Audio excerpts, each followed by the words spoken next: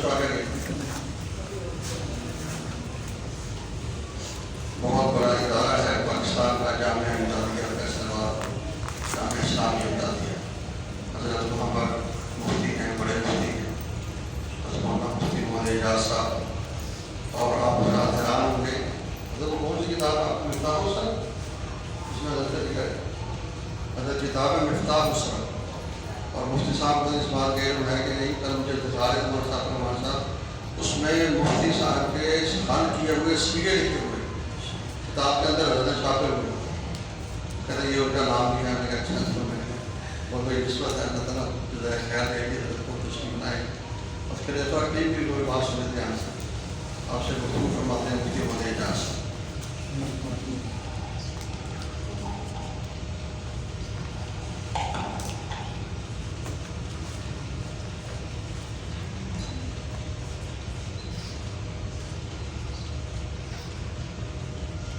نحمده ونصلي ونسلم على رسوله الكريم اما بعد. عزیز طلباء حضرات، یہ سالانہ چھٹیوں میں دورہ صرف ناب جیسے ہمارے یہاں ہوتا ہے وہ کر رہے ہیں. اللہ تعالیٰ حضرات کو اس میں کامیابی اور ترقی عطا فرمائے. یقیناً یہ آپ لوگوں کی زندگی کا عائد ہے اور آپ اپنے علم کی بنیاد رکھ رہے ہیں. اور ہمارے یہاں درس نظامی میں صرف نحو کو بہت بنیادی حیثیت حاصل ہے، جس کی برکت سے پھر انسان آگے اپنی کتابوں میں سہولت اور آسانی کے ساتھ چل سکتا ہے. اس لیے ہمارے اساتذہ اکابر و مشائخ اس پہ بہت زور دیتے ہیں تاکہ بچوں کی پختگی ہو جائے. اور اگر آپ لوگ اس بات کا اندازہ لگانا چاہیں کہ آیا میری بنیاد مضبوط ہو رہی ہے کہ نہیں ہو رہی، کوئی جانچنے کا آلہ تو ہونا چاہیے کہ جس سے ہمیں یہ پتہ چل جائے کہ واقعی میری بنیاد مضبوط بن رہی ہے. تو اس کی ایک علامت آپ سمجھ سکیں، وہ یہ کہ ہمیں یہ دیکھنا چاہیے کہ جو فن ہم پڑھ رہے ہیں، جیسے آپ اس وقت دورہ صرف کر رہے ہیں یا دورہ نحو کر رہے ہیں یا اور اس طرح کی چیزیں پڑھتے ہیں، کیا اس فن کے ساتھ ہمیں مناسبت بھی ہو رہی کہ نہیں ہو رہی. اس کا شغف، اٹھنا بیٹھنا، چلتے پھرتے، جیسے ابھی آپ حضرت سے سن رہے تھے، تو یقیناً یہ جو آپ لوگوں کا زمانہ ہے، یہ زمانہ ایسا ہوتا تھا کہ طلبہ ایک دوسرے سے کثرت سے صیغے پوچھا کرتے تھے. جب دیکھتے تھے تو کثرت سے صیغے نکالا کرتے تھے، بلکہ اپنی کاپیاں اور اس میں سینکڑوں نہیں ہزاروں کی تعداد میں بچے لکھ کے لایا کرتے تھے، جس سے یہ پتہ چلتا تھا کہ بچے کو شغف ہو گیا. ہمارے والد صاحب ٹیچر ہیں، اسکول ٹیچر ہے، ریٹائر ہے. تو میرے چھوٹے بھائی جو ہیں اس زمانے میں پرائمری میں انگلش نہیں ہوتی تھی، چھٹی جماعت سے جا کر انگلش پڑھاتے تھے. تو جب وہ چھٹی جماعت میں پڑھنے کے لیے گئے تو جب وہ گھر آئے کچھ دیر پڑھنے کے بعد یومیہ آتے تھے، تو جو اسکول میں انگلش کے لفظ استاد استعمال کرتے، تو جو میرے سے چھوٹے تھے وہ گھر میں آ کر نا وہ لفظ بولنے شروع ہو گئے. کبھی کبھی بیچ میں بولتا رہتا تھا. تو والد صاحب نے جب یہ دیکھا تو کہا اس کو انگریزی کے ساتھ مناسبت ہو گئی. اس لیے کہ جو آپ پڑھ رہے ہیں بیٹو، اگر اس کے ساتھ آپ کو مناسبت ہے تو وہ انشاءاللہ آپ کا ورد زبان بن جائے گا. آپ کی زبان پر خود بخود آنا شروع ہو جائے گا. اور جس چیز سے مناسبت نہیں ہوتی وہ لانے سے بھی نہیں آتا. اس لیے ہم یہ دیکھنا چاہتے ہیں کہ ہمیں مناسبت ہو گئی اس فن کے ساتھ کہ نہیں. تو اس فن کے ساتھ اگر اللہ تعالیٰ مناسبت عطا فرما دیں گے تو یقیناً صرف اور نحو جیسے میں نے عرض کیا کہ یہ ہماری بنیاد ہے. اس کے بغیر تو میں اور آپ عربی عبارت پڑھ ہی نہیں سکتے. جب پڑھ نہیں سکتے تو سمجھیں گے کیسے گے. تو یہ پڑھنا اور سمجھنا یہ سب کچھ موقوف ہے اس علم صرف اور علم نحو کے اوپر، تو جس کی محنت کے اندر آپ لوگ لگے ہوئے ہیں. تو ایک درخواست تو یہ کہ اس سے مناسبت ضرور ہے. یہ جو ہمارے ہاں تھوڑی سی وحشت بعض دفعہ کہہ کر پیدا کر دی جاتی ہے، تو بیٹے ایسی چیز نہیں ہے کہ صرف نحو جو کوئی مشکل چیز ہوتی ہے یا اس سے کوئی ڈرنے کی چیز ہے، بلکہ میں تو دیانتاً عرض کرتا ہوں کہ یہ کھیلنے کی چیز ہے. جیسے بچے آپس میں پہیلیاں ڈالتے ہیں، کھیلتے ہیں، تو کھیل کود والا کام تو کبھی بھی مشکل نہیں نظر آیا کرتا. تو ہمارے بچوں کے لیے صرف نحو جو ہے یہ ایک کھیل بن جانا چاہیے کہ وہ آپس میں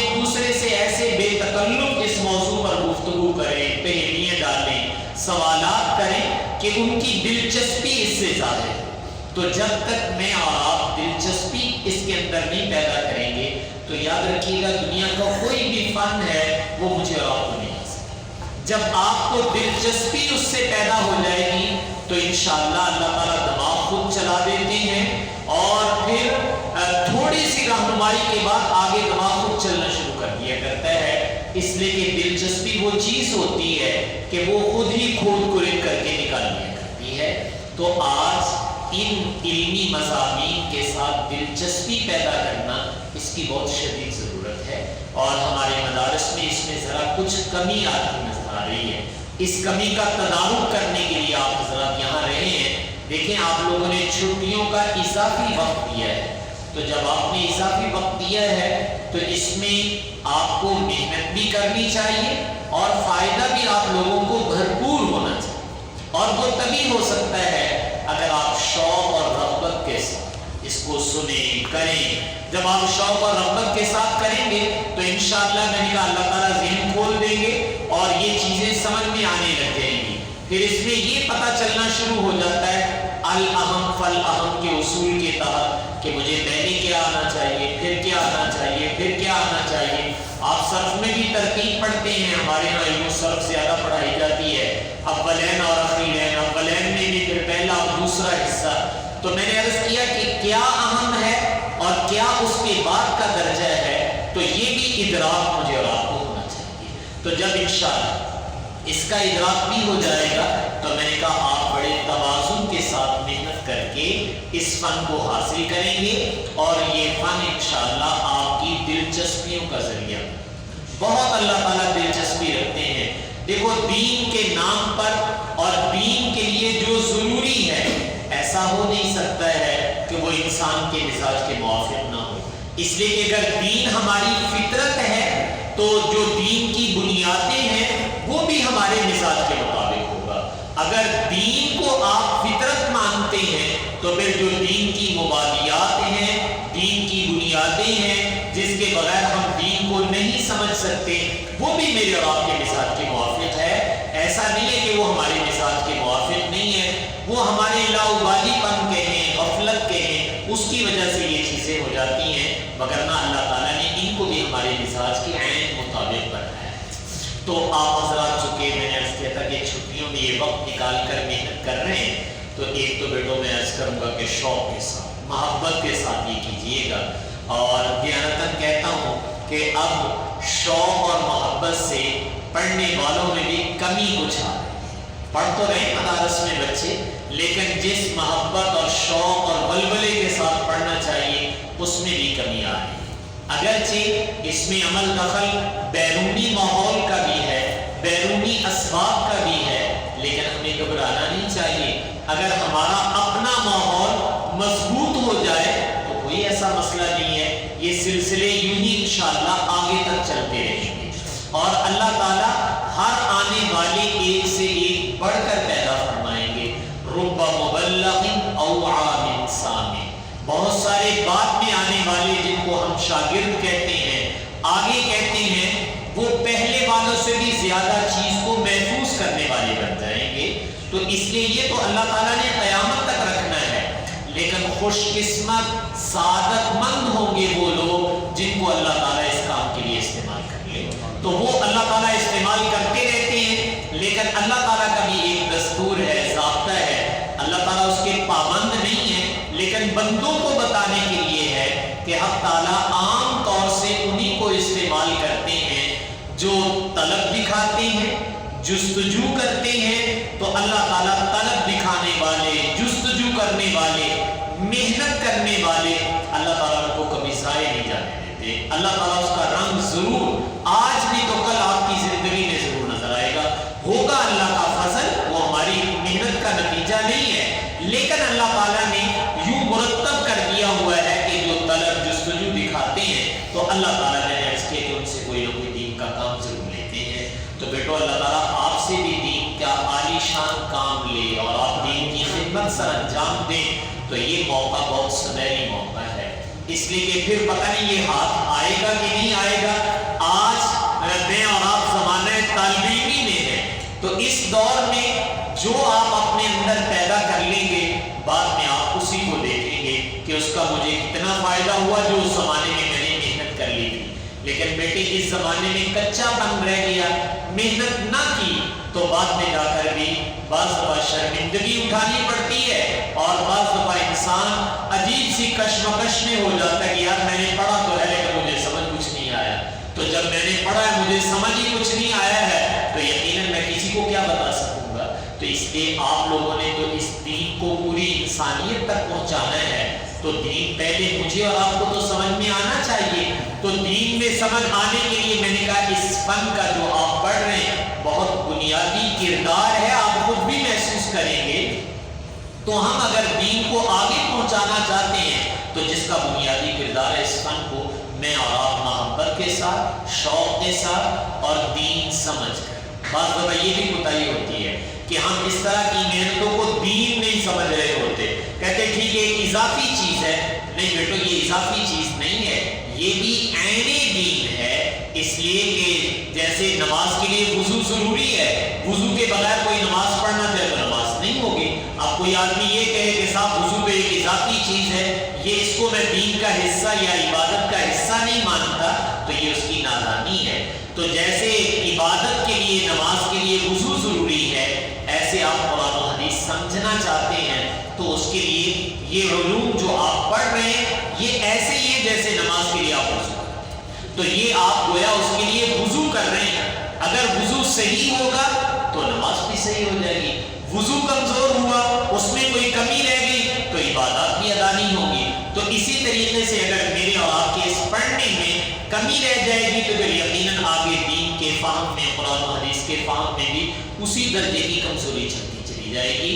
اور جب اللہ تعالیٰ اس میں کمال عطا فرماتے ہیں تو بس ایک نظر ڈالنے سے ہی میں نے کہا بصیرت بھی پیدا ہونے لگتی ہے, سمجھ میں بھی آ جاتا ہے کہ صاحب یہاں معنی کا فرق کیوں ہو گیا, میں نے اس کا معنی کیا کرنا ہے. تو یہ تبھی آپ کر سکیں گے بیٹو اگر آپ کی صرفناف مضبوط ہوگی, تو اس کے بغیر تو آپ کبھی بھی نہیں کر سکتے. تو اس لیے میں نے عرض کیا تھا کہ یہ میرے اور آپ کے دین کی بنیاد ہے, اور الحمدللہ ہمارے اسلاف سے چلا آیا. آپ اس کے آغاز کے بارے میں بھی سنتے آئے ہیں, تو اس لیے اس کو ہمیں آگے بھی چلانا ہے. لیکن دو چیزیں کہہ دوں گا, ایک تو یہ کہ ان فنون میں بھی شوق اور رغبت پیدا کریں, اس کو دین کا حصہ سمجھیں. اور دوسرا جو ہمارے استاد محترم ان کا بھی خاصہ ہے, اور ہم نے اپنے باقی اساتذہ سے بھی دیکھا ہے, اور ہمارے دین کا مثال بھی ہے, یاد رکھیے, جس کو ہم تسہیل کہتے ہیں, آسان کرنا. مشکل کرنا یہ کوئی ضروری نہیں ہے. بعض لوگ یہ سمجھتے ہیں کہ جو مشکل کتابیں ان کے پڑھنے سے فن آتا ہے, یہ غلط فہمی ہے. آپ لوگوں نے ایک نام سن رکھا ہے, حضرت مولانا ابو الحسن علی میاں ندوی رحمہ اللہ تعالی. اللہ تعالیٰ نے بہت اونچا انسان عطا کیا تھا اور بڑے باکمال تھے. حضرت کا ایک واقعہ میں پڑھ رہا تھا, نیناوی ٹاؤن کراچی میں تشریف لے گئے تو ایک طالب علم کو دیکھا کہ وہ نحمیر جو ہے وہ یاد کر رہا تھا, جیسے آپ کے یہاں نحمیر یا گناہ وغیرہ پڑھائی جاتی ہے. تو حضرت اس کے پاس سے گزرے تو اس کو پاس بلا لیا, ادھر آؤ. تو اس سے پوچھا کیا پڑھ رہے ہو, تو اس نے کہا جی نحمیر پڑھ رہا ہوں. تو وہ پوچھا تم ہو کون, تو اس نے کہا جی میں پٹھان ہوں. تو ہماری مادری زبان پشتو ہے, تو پڑھ کیا رہے ہو, کہا نحمیر پڑھ رہا ہوں. تو کہا نحمیر کی زبان میں لکھی, کہا یہ تو فارسی میں لکھی ہوئی ہے. تو بچے کی زبان جو ہے وہ پشتو ہے اور کتاب سامنے فارسی کی پڑھی ہوئی ہے. کہا استاد کس زبان میں پڑھاتا ہے, کہا اردو میں پڑھاتا ہے. تو کہا کہ وہ اردو میں پڑھاتا ہے. پھر چوتھا سوال حضرت نے کیا کہ اس سے سیکھنا کیا چاہتے ہو, کہتے عربی سیکھنا چاہتے. تو کہا دیکھو تمہاری اپنی زبان پشتو, کتاب کی زبان فارسی ہے, استاد کی زبان اردو ہے, اور اس سے چوتھی چیز آپ پیدا کرنا چاہتے ہو کہ ہمیں عربی آ جائے گی. تو کتنا لمبا سفر تمہیں کروایا ہے. تو اس لیے آپ نے فرمایا کہ یہ کوئی ضروری نہیں ہے کہ جو مشکل ترین کتابیں ہوں وہ پڑھنے سے آئے. نہیں, دین میں تسہیل یہ دین کا حصہ ہے. اس لیے ہمیں مقصود ہے کہ جو ہمیں صرف ناو ہے, سیغوں کی پہچان ہے, اور ادھر سے اعراب کی پہچان ہے, یہ آنی چاہیے. یہ آسان کتاب سے آئے تب ٹھیک, مشکل کتاب سے آئے تب ٹھیک, کتاب کے بغیر وائٹ بورڈ پر آپ کو لکھ کے سمجھا دیا تب ٹھیک. اس کے لیے تو کسی کتاب کی بھی ضرورت نہیں ہے نا. تو اصل چیز جو ہے وہ بچے کو آنا ہے کہ بچے کی پہلی سمجھ میں آ جائے. اور میں دیانتاً آپ سے کہتا ہوں بیٹو اس زمانے میں سمجھنے کی بھی تھوڑی سی کوشش کیا کرو. مجھے یاد ہے کہ میں منطق شروع میں پڑھنی شروع کی تو ایک استاد صاحب تھے تو مجھے کوئی بات سمجھ میں نہیں آ رہی تھی. تکرار میں ہم بیٹھے ہوئے تھے تو میں نے ایک دفعہ 2 دفعہ کھڑے ہو کر پوچھا کہ استاد یہ کا مطلب کیے. انہوں نے بھی سمجھایا اور میں اپنی کمقلی کی بات کہنے لگا ہوں مجھے نہیں سمجھ میں آئی وہ بات. تو میں نے صاف ہی کہنے لگا حضرت یہ سمجھ نہیں ہوگی. کہنے چل کوئی گل نہیں سمجھنے کی کیڑی لوڑ ہے کچھ بغیر سمجھے ہوئے پڑھ لے جاؤ. تو لیکن میں آپ سے یہ کہہ رہا ہوں کہ نہیں آپ کوشش کریں کہ سمجھ میں. دلچسپی سمجھے بغیر نہیں بیٹے پیدا ہوتی. یہ جو ہمارے یہاں بعض بار رٹا ہی رٹا لگا دیتے ہیں بچے اور جب ان سے تھوڑا سا گہرائی سے پوچھتے ہیں تو وہ اسی وقت ختم ہو جاتا ہے کہ صاحب اب تو ہمیں نہیں پتہ چل رہا. تو میں کہوں گا فہم یہ اللہ تعالیٰ کی بہت بڑی دولت ہوتی ہے کہ آپ بات کو سمجھ چکے. اگر فہم اللہ تعالیٰ نے دے دیا ہے تو دیانتاً کہتا ہوں رٹے کی تلافی بعد میں بھی ہو جاتی ہے. لیکن اگر فہم اور ادراک نہیں ہوا ہے تو اکیلے رٹے سے ہی آپ کی گاڑی چلے گی. تو اس لیے میں نے عرض کیا کہ ہم کوشش کریں اپنے ان فنون کو سمجھیں اور آسان. دیکھو ہر آدمی کا مزاج الگ الگ ہوتا ہے. ایک بچہ ایک طریقے سے سمجھ رہا ہے تو ضروری نہیں کہ دوسرا بچہ بھی اسی طریقے سے سمجھے. مقصود ہے بات کا سمجھانا.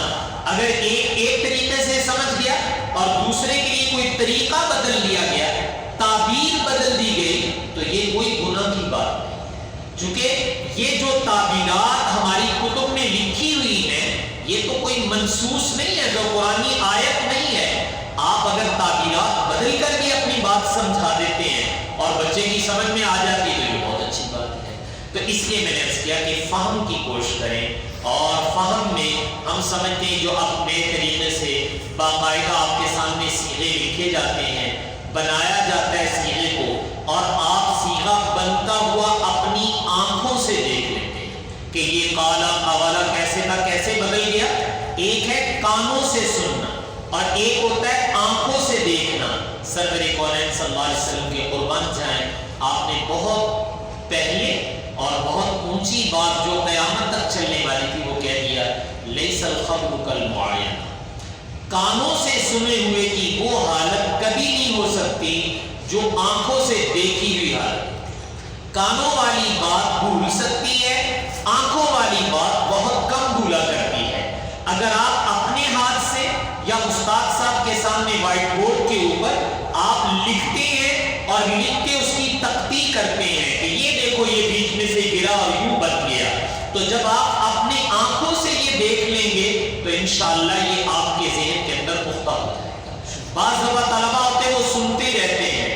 بقول ہمارے بہت بڑے بزرگ دنیا میں سے گزر گئے وہ کہا کرتے تھے کہ ہم کہتے ہیں کہ ہم سارے سنی مسلمان ہیں اس لیے کہ ہم سن کر مسلمان ہوئے ہیں. تو فرماتے تھے کہ سن کر بعض دفعہ ویسے سن ہی ہو جاتے کہ یہ پتہ ہی نہیں چلتا کہ صاحب یہ کیا ہو رہا ہے. کہتے اچھا چلو استاد کہی جا رہا ہے تو استاد کی تقلید میں مان لیتے کہ قوالا سے قالا ہو گیا باقی ہوا کیسے ہے یہ ابھی تک نہیں پتہ ہے. تو آپ اگر اپنے ہاتھ سے بھی لکھنے کی عادی بنے اور پھر لکھ کر دیکھیں کہ یہ کیسے تبدیلی ہو رہی ہے تو انشاءاللہ وہ آپ کے ذہن میں پختہ ہو جائے گی. تو اکیلی سماعت پر نہ رہیں بلکہ سماعت کے ساتھ میں نے کہا آنکھوں سے دیکھ لیں کہ یہ کیسے صرف نام میں تبدیلی ہوتی ہے تو انشاءاللہ وہ آپ کے ذہن میں بیٹھ جائے گی اور آپ کی جھجک اتر جائے گی. بہت سارے بچوں کو جھجک ہوتی ہے ڈر کی وجہ سے نہیں پوچھتے ہیں. چلو استاد سے جھجک ہے ساتھیوں سے تو نہیں ہے. ساتھیوں سے بے تکلف پوچھ لینا چاہیے کہ یار اس کا مطلب یہ بھی سمجھ میں آیا تو ذرا یہ مجھے سمجھا دیجیے.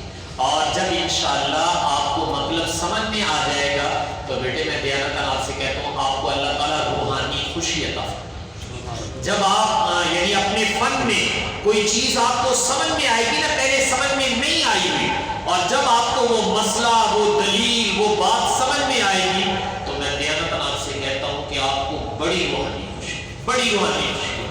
اور جب اللہ تعالیٰ آپ کو یہ ذوق عطا فرمائے گا تو اس ذوق کا آپ کو اندازہ نہیں میری یہ کتنا بڑھتا چلا جائے گا. میں ایک واقعہ آپ کو سنا دیتا ہوں. ہمارے اسلام آباد یونیورسٹی کے ایک بزرگ وائس چانسلر بھی شاید باہر ہے ڈاکٹر محمود احمد خاصی اچھے عالم تھے ماشاءاللہ یعنی ان کی بصیرت اچھی تھی. تو ان کے بھائی ڈاکٹر غزالی ہیں ان کی وفات کے بعد وہ ہمارے یہاں تشریف لائے تو انہوں نے ایک مسئلے پر گفتگو کی اور کہا کہ ضیاء الحق مرحوم کے زمانے میں وہ عدالتوں میں پیش آئے تو عدالتوں سے کہا گیا تو جتنے جج لوگ تھے انہوں نے کہا نہیں کہ یہ نہیں ہو سکتا، یہ ہمارے قانون میں نہیں ہے۔ تو ڈاکٹر محمود احمد غازی اللہ تعالیٰ ان کو بھی غریق رحمت فرمائے، عالم بھی تھے اور عصری علوم سے بھی بہت آگے تھے وہ، تو انہوں نے کہا کہ صدر صاحب یہ میں آپ کو تلاش کر کے دیتا ہوں، قانون میں موجود ہے۔ تو کہنے لگے کئی دن لگے اس کو تلاش کرنے کے، تو ایک دن رات کے تقریباً 2 بجے ہوئے تھے کہ بھائی جان کو وہ چیز مل گئی جو تلاش کر رہے تھے نا کتابوں میں۔ تو کہنے لگے کہ میں اب آپ کو کیا بتاؤں کہ جب وہ کتاب وہ ملا نا، وہ جزیہ کہہ لیں، وہ دلیل کہہ لیں، وہ قانون کہہ لیں، تو بھائی جان اس کو دیکھ کر اتنے خوش ہوئے، تو ہماری پنجابی زبان میں اس کا ترجمہ کرنے لگا ہوں، فرمایا اٹھ کر بھنگڑا ڈالنے لگا۔ جیسے یہ ہمارے لوگ ہوتے ہیں نا، ڈول وول بجتا ہے تو وہ بھنگڑا ڈال رہے ہوتے ہیں خوشی سے، اور میں سویا ہوا تھا مجھے بھی اٹھایا، کہا ڈاکٹر غزالی یہ دیکھو جو کہتے تھے کہ نہیں ملا یہ مل گیا ہے۔ تو رات کے 2 بجے ہوئے اور میں نے کہا ایک چیز کو تلاش کرتے ہوئے جب وہ ملی ہے تو اس وقت کتنی خوشی ہوئی اور کس وجد میں وہ آ گئے کہ بھائی یہ کہہ رہے کہ مجھے یوں لگا جیسے میرا بھائی بھنگڑا ڈال رہا۔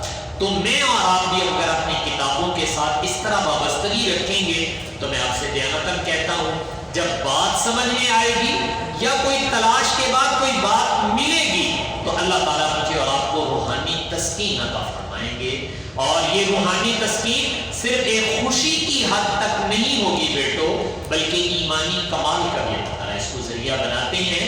تو اللہ تعالیٰ مجھے اور آپ کو ان کے ساتھ وابستہ ہے، اور میں تو اکثر طلبا سے کہا کرتا ہوں بھائی اللہ میاں سے ایک دعا ضرور مانگ لو کہ اللہ تعالیٰ پڑھنے کے درمیان پڑھنے کی لذت عطا فرمائے۔ ایسے نہ ہو کہ ہم کھانے کی لذت بھی جانتے ہیں، موبائل کی لذت بھی جانتے ہیں، کپڑوں کی بھی، جوتے کی بھی، اور دنیا کی جتنی نعمتیں وہ بھی اللہ کی نعمتیں، ان کی نعمتوں سے تو ہم ان کی لذت سے آشنا، ہم بتا سکتے کہ اس کھانے کا ٹیسٹ کیسا ہے، فلاں ہوٹل کا ٹیسٹ کیسا ہے، فلاں آدمی کی فلاں چیز کا ٹیسٹ کیسا ہے، وہ بھی بتاؤ منع نہیں ہے، لیکن وہ پڑھنے کا ٹیسٹ بھی تو ہونا چاہیے کہ پڑھنے کا مزہ کیا ہوتا ہے۔ تو یہ بھی ایک لذت ہے، لذات الافکار خیر من لذات الابکار، علماء کا مقولہ ہے، اور واقعتاً ایسے ہی ہے کہ اللہ تعالیٰ جن کو یہ فکر اور یہ سمجھ بوجھ اس کی لذت عطا فرما دیتے ہیں، یہ باقی تمام لذتوں کو مان کر دیں۔ تو اس لیے یہ دعا بھی کر لیں اور یہ کوشش بھی کر لیں کہ اللہ تعالیٰ پڑھنے پڑھانے کے درمیان ہمیں پڑھنے پڑھانے کی لذت عطا فرمائے۔ آپ لوگوں نے ایک نام سن رکھا ہے مولانا سید محمد انور شاہ صاحب کشمیری رحمہ اللہ تعالی، اللہ تعالیٰ نے بہت اونچا مقام عطا فرمایا اور بڑے کمال کے لوگوں میں گزرے ہیں، پہلے لوگوں میں جو بعد میں رہ گئے ان میں سے ایک یہ بھی ہے۔ تو حضرت مولانا شبیر احمد عثمانی رحمۃ اللہ علیہ، وہ بھی حضرت کے چہیتے شاگردوں میں سے تھے، تو جب آخر عمر میں تھے تو بیمار ہو گئے، اور بیمار اتنے شدید تھے کہ ایک دن دیوبند کے اندر رات کو یہ شہرت ہو گئی کہ حضرت شاہ صاحب رحمۃ اللہ علیہ کا انتقال ہو۔ یہ تو تبھی ہوتا ہے بیٹے جب کوئی ایمرجنسی میں ہو، جن کو آپ آگے میں پرونا ہی لگ رہا ہے، ابھی آج نہیں نکل گیا، تو اس طرح کی کیفیت تھی، تو یہ دیوبند کے اندر مشہور کر دیا کسی نے کہ شاہ صاحب کا انتقال ہو گیا، رات کا وقت تھا۔ تو حضرت مولانا شبیر احمد عثمانی رحمہ اللہ تعالیٰ اور دیگر اکابرین تو جلدی سے نکلے کہ گھر جاتے ہیں۔ جب گھر گئے دروازہ کھٹکھٹایا تو حضرت کے صاحبزادے تشریف لائے، تو فوراً پوچھا کہ کیا حال ہے ابا جان کا؟ تو کہا کہ میں دیکھ کے بتاتا ہوں۔ تو جب دیکھا رات کے پتہ نہیں 1-2 بجے ہوئے تھے، تو دیکھا گیا کہ ایک جگہ بیٹھے ہوئے ہیں چوکی پر اور مطالعہ کر رہے ہیں۔ تو کہا ابا جان تو مطالعہ کر رہے ہیں؟ کہا اچھا، باہر تو یہ مشہور ہے کہ ابا جان فوت ہو گئے اور بیمار تھے بہت، تو چلو اب رات کا وقت آ گئے تو عیادت بھی کر لیتے ہیں اور درخواست بھی کر دیتے ہیں کہ آرام کر لیں۔ تو جب خدمت میں حاضر ہوئے تو چونکہ حضرت مولانا شبیر احمد عثمانی رحمۃ اللہ علیہ چہیتے شاگردوں میں سے تھے، تو عرض کیا حضرت دیوبند میں یہ مشہور ہو گیا کہ آپ فوت ہو گئے، یہ کتنی آپ کی سنگین بیماری ہے کہ جس پر یہ شہرت ہوئی تو ہم آئے، عام حالات میں یہ شہرت نہیں ہوتی ہے، تو واقعی آپ بیمار ہیں، تو اب رات کا 1-2 بج رہا ہے، تو آپ اس وقت جو ہے وہ کون سی بات یا کون سا مسئلہ رہ گیا تھا جو ایمرجنسی کسی کو بتانا تھا تو آپ اس کو دیکھ رہے ہیں، تو برائے کرم اپنی جان پہ رحم کریں، ہمارے اوپر رحم کریں، آپ آرام کریں، آپ کی بہت ضرورت ہے، تو آپ آرام کریں گے، مستفید ہوں گے. تو یہ بیماری کی حالت میں آپ کیا کر رہے ہیں رات کو 2 بجے؟ اول تو کوئی مسئلہ رہ نہیں گیا، اور اگر کوئی رہ ہی گیا تھا تو ہم نہ تعالیٰ کس کام کے لیے ہمیں حکم ارشاد فرماتے ہم تلاش کر کے دے دیتے، آپ ذرا آرام کر لیتے. تو شاہ صاحب رحمۃ اللہ علیہ نے ساری بات سنی اور مسکرا کر فرمایا شبیر احمد بیماری تو اپنی جگہ، لیکن کیا کروں؟ کتاب کی طرف اشارہ کر کے کہا کہ اللہ تعالیٰ نے پڑھنے کی بھی تو ایک بیماری لگائی ہوئی ہے نا. یہ بیماری اس جسمانی بیماری سے زیادہ ہے، یہ غالب آ جاتی ہے، وہ بیماری دب جاتی ہے. اس لیے رات کو 2 بجے تک اٹھ کر پڑھ لیں. تو اس لیے میں دیانتاً آپ سے عرض کرتا ہوں کہ بیٹو ہمیں پڑھنے کی اللہ تعالیٰ لذت عطا فرما دے. ہمارا طبقہ جو ہے اس کو مطالعے کی عادت ہو، کتب بینی کی عادت ہو اور دیکھنے کی عادت ہو. یہ عادت بیٹو اس زمانے میں پڑ گئی تو انشاءاللہ پھر یہ قبر تک چلے. پھر ممکن ہے ہم چھوڑنا بھی چاہیں، جس کو ہمارے محاورے میں کہتے ہیں میں تے چھڑنا با کمبل نہیں میں چھڑنا، تو پھر یہ علم کا کمبل ایسے چمٹ جائے گا، یہ نہیں آپ کو چھوڑے گا، آپ 100 دفعہ بھی اتارے یہ پھر چمٹ جائے گا. لیکن یہ چمٹنا اسی زمانے میں، یاد رکھنا اس زمانے میں اگر یہ چمٹ گیا تو پھر کوئی کتنا بھی تمہارے اندر سے نکالے گا یہ انشاءاللہ نہیں نکلے گا. لیکن بیٹو اس زمانے میں مناسبت نہ ہوئی، شوق نہ ہوا، اور یہ مجھے اور آپ کو، میں نے اور آپ کو اس کو اپنا اوڑھنا بچھونا نہ بنایا تو بعد میں بہت مشکل ہے. بعد میں تو آپ کے جھنجھٹ اور بھی بہت ہوں گے، مصروفیات زندگی کی اور بھی بہت ہو جائیں گی. تو اس لیے میں نے کہا کہ اللہ سے کم از کم دعا تو میں اور آپ ضرور مانگ لیں کہ اللہ تعالیٰ ہمیں پڑھنے پڑھانے کی لذت عطا فرما دے، اور یہ ہمارے رگو پے میں اللہ تعالیٰ اس کو پیوست کر دے تاکہ موت تک ہم کسی کے ساتھ وابستہ رہیں، اس سے کسی طرح ہم محروم نہ کر دیے جائیں. یہ اگر دعا مانگ لیں گے بہت ساری چیزیں دعا کی برکت سے بھی مل جاتی ہیں، اس لیے کہ قبولیت کی گھڑی ہوئی تو اللہ تعالیٰ یہ لذت عطا فرما دیں گے. تو اس لیے آپ نے اضافی وقت نکالا ہے اور ماشاءاللہ چھٹیوں میں آپ کاوش کر رہے ہیں. اللہ تعالیٰ آپ کی محنتوں کو شرف قبول عطا فرمائے، اور میں اپنے لیے اور آپ کے لیے یہی دعا دوں اللہ تعالیٰ مجھے اور آپ کو اس کی لذت سے آشنا فرمائے، اس کا مزہ آ جائے. جب مزہ آ جائے گا تو پھر انشاءاللہ نہیں چھوٹتا. پھر مزے کے لیے تو آدمی نکل ہی کھڑا ہوا کرتا ہے کہ یار مزہ فلاں جگہ سے ملتا ہے، ایسے روٹی کا سواد ہی نہیں آیا اور فلانی روٹی سوادی اتنے چلنا چاہیے. تو پھر آپ ڈیرے پہ خود ہی پہنچ جائیں انشاءاللہ. پھر گھبرانے کی ضرورت نہیں ہے، بس ایک دفعہ مزہ آنا چاہیے. تو اللہ تعالیٰ کرے مجھے اور آپ کو بھی اپنے ان علوم، ان جو ہے بنیادی فنون کا اللہ تعالیٰ مزہ عطا فرما دے.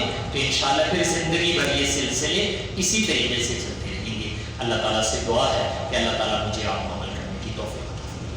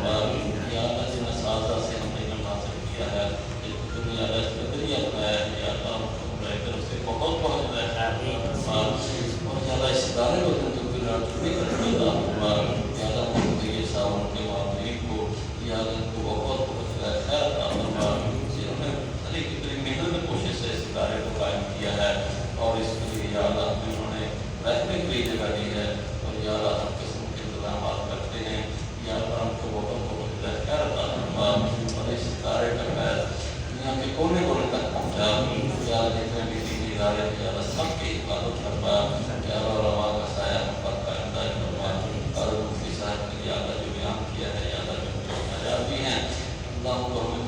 kami juga berkata bahwa la ilaha illallah subhanaka inni wa atubu ilaik.